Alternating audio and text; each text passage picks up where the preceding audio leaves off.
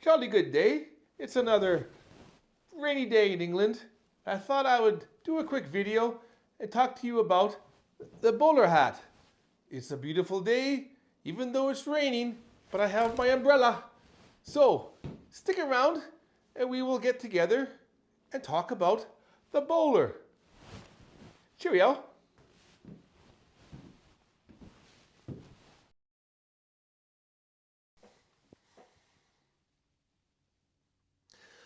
Well, let's continue with our discussion about the bowler hat.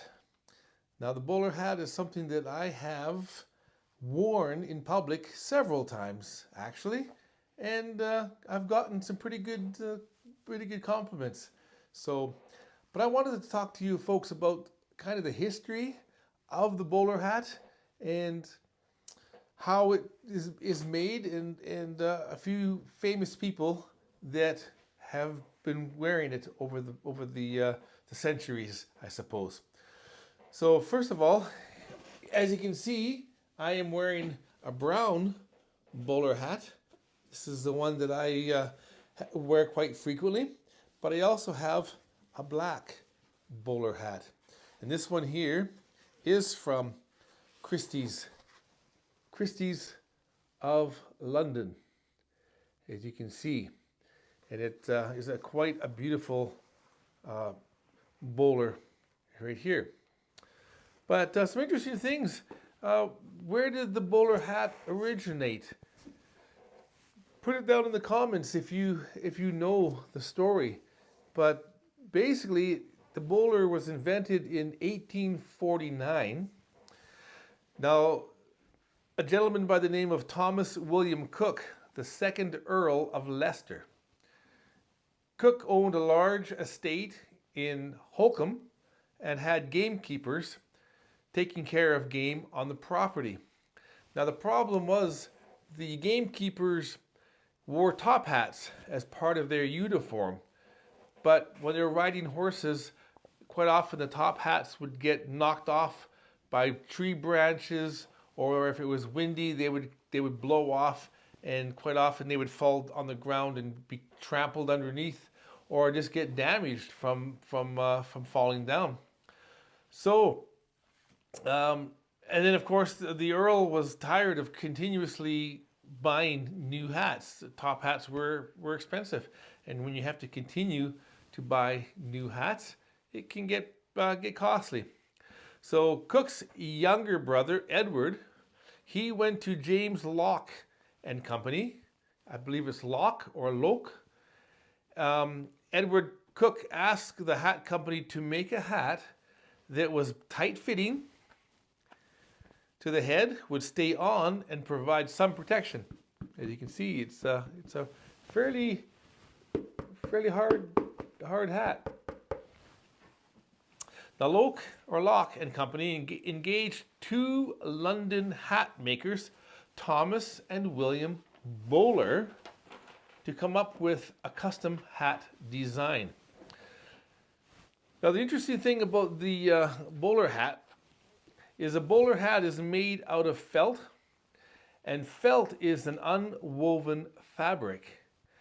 What that means is that felt takes fibers, in the case of a bowler hat, usually wool fibers, and soaks them in chemicals until the fibers flatten out and can be squeezed together to make a cloth that can be pressed into several kinds of form. You can form them into different shapes. Now, one of the chemicals that was typically used was mercury. And constantly breathing those mercury fumes is what caused both the phenomenon and the phrase mad as a hatter. So you've all heard the term mad as a hatter, or the Mad Hatter in Alice in Wonderland. That was people who worked in the hat making industry were breathing in mercury fumes and other chemicals, and it would cause brain damage, and they would exhibit symptoms of that. Now the Earl was happy with the end result, And then the Bowler brothers began mass producing the hat and selling these to folks, especially in those days when everyone rode horses. Now, it was originally a working class hat. Miners, railroad workers, and factory workers all tended to use these kind of hats. They were great. Like I say, they'd protect your head. In those days, they mixed animal fat in as well with the fabric, with the fibers, and created quite a hard, sturdy shell. So that was something that they did. And that's the the hat is known. It's almost like a hard hat that you could wear on a construction site. Not quite, but I can imagine it was a lot harder back in the day. They've changed the processes a lot over the years, so I don't believe they use the same chemicals that they did in those days.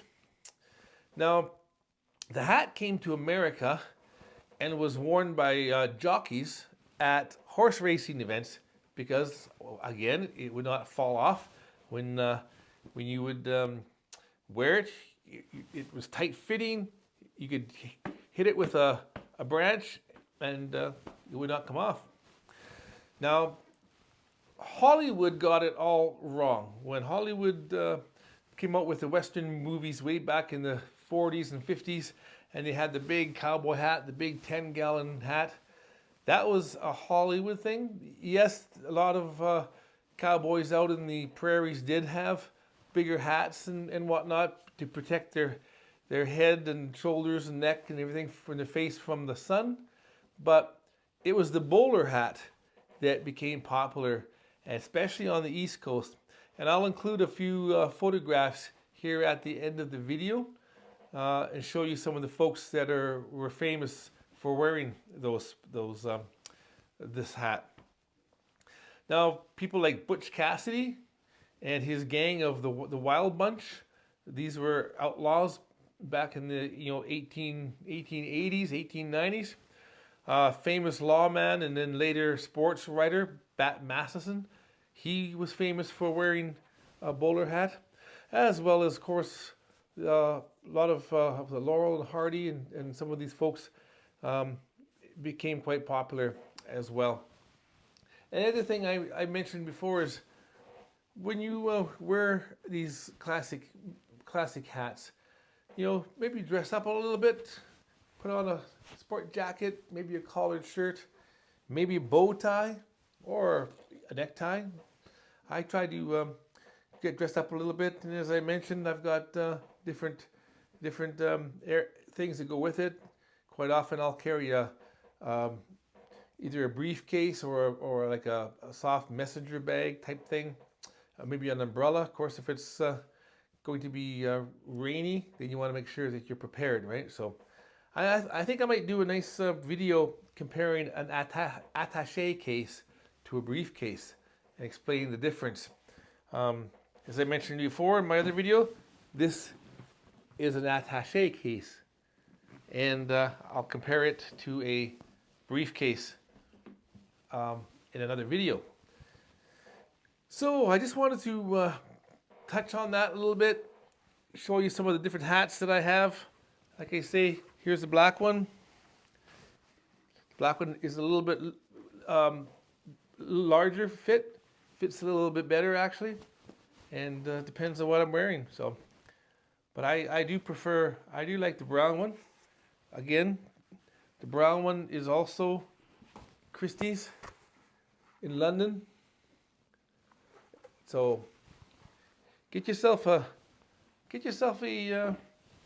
classic men's hat and go out and wear it and enjoy the day. So my friends, I hope you like my little series here. I'll come up with a different hat the next video, and maybe I'll do the Panama hat or something. So anyway, have a great day. Stick around. I'll throw in a couple of photographs here at the end, and we will see you in the next video. Cheers.